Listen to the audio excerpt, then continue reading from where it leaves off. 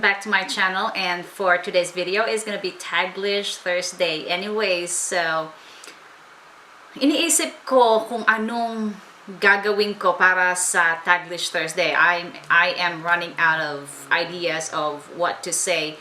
Anyways, yun nga, nawawalan na ako ng idea kung ano pa yung iba kong sasabihin. Anyways, so marami siguro nagtataka sa inyo na ito si Arem nasa US na yan, 10 years na yan dyan.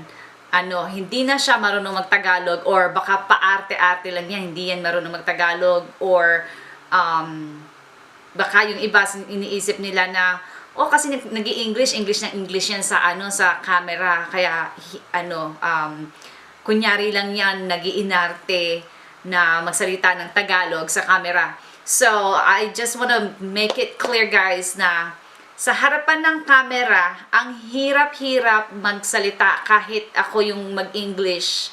Kahit mag-English ako, yung every time na mag-shoot ako, cut siya ng cut. Nagka-cut ako palagi kasi yung words minsan hindi lumalabas ng tama.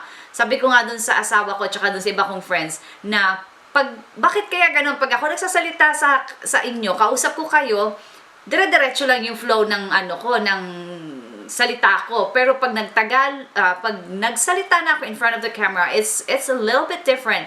Parang ang hirap mag-English, parang lagi akong nano-nosebleed.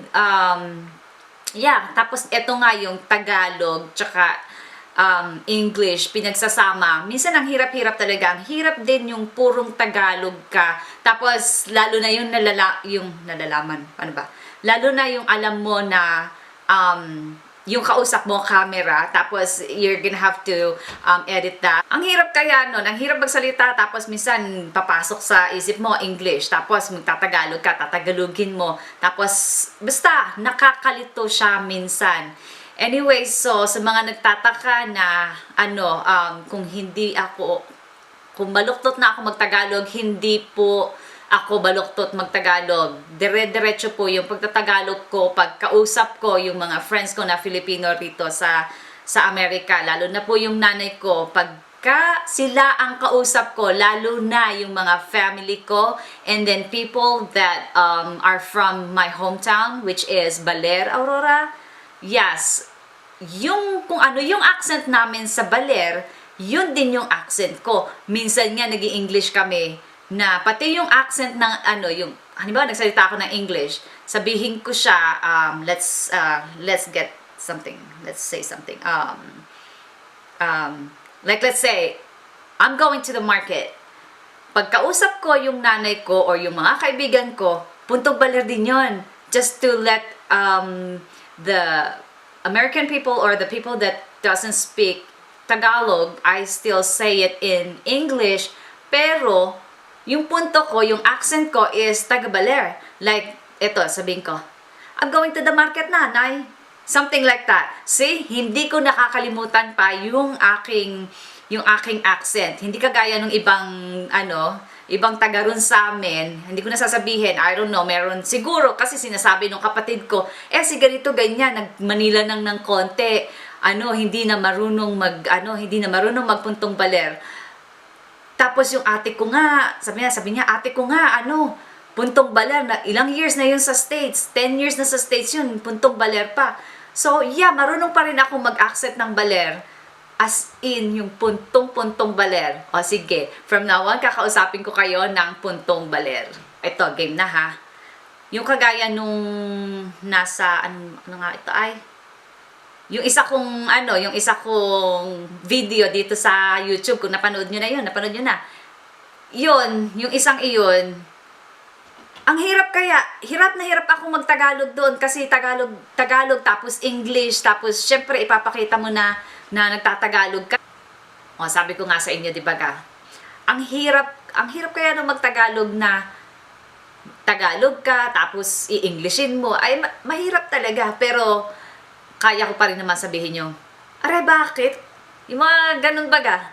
Alam ko pa, di ko pa yan nalilimutan. Akala nyo ha, porque nandito na ako sa Baler, nandito na ako sa Amerika ng 10 years, ay din ako marunong magtagalog, tsaka yung punto ko ibang-iba na. Arehe, ay hindi mangyayari iyon.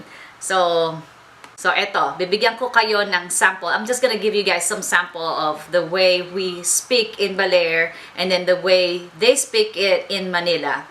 Like, where are you going?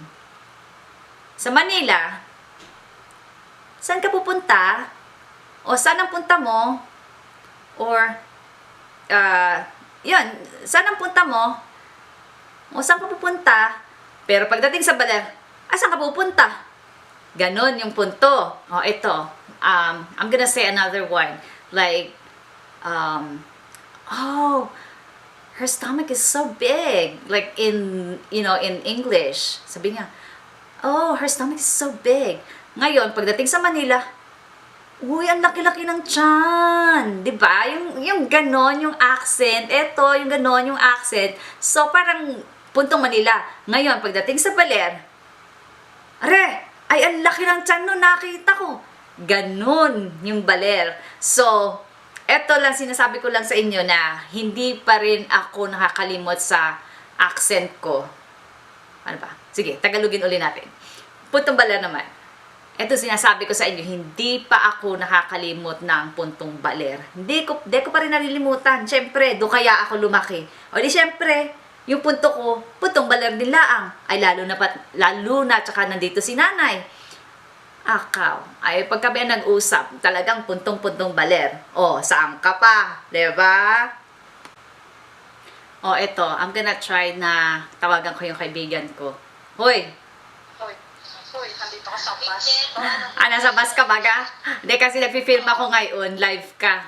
Filming. Ay sabi ko, ang ano ko kasi, ang tag dito ay, ang aking topic ay yung puntong Baler. Hindi ko pa nakakalimutan. Ay 10 taon na ako rito. So, siya kaya nakakalimutan. Hindi. Kausap ko kaya dito si nanay, sila Ate Cecil, puntong Baler. Oh, narinig nyo, puntong Baler. Ano ka mo?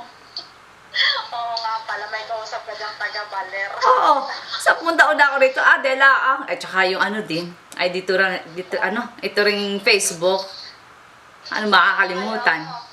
Ano? Oo, doon ka sa lahing Baler. Lahing Aurora. Di ka nandoon ka? Yata.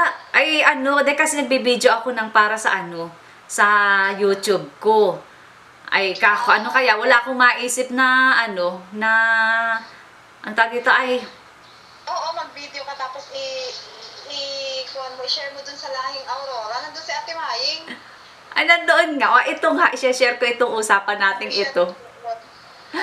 Ito yung best friend ko sa Baler, kausap ko ngayon. Para lang maipakita ko sa lahat, sa inyong lahat, na puntong Baler pa rin ako at hindi ko nakakalimutan. Ako ay umuwi ka na. Marami ng pagbabago. O nga ay, gusto ko sa 2017. Kailan ka ikakasal, Beet? Jableg. 2017. Charot! Thunders ka na, Beet! Iisa pa ito. Ha? Iisa pa. Iisang taon ka pa. Oo. Oo. Sige. O sige, nakuha ko na. Ha? Okay, sige, bye-bye. Mamaya uli. Sige, bye-bye.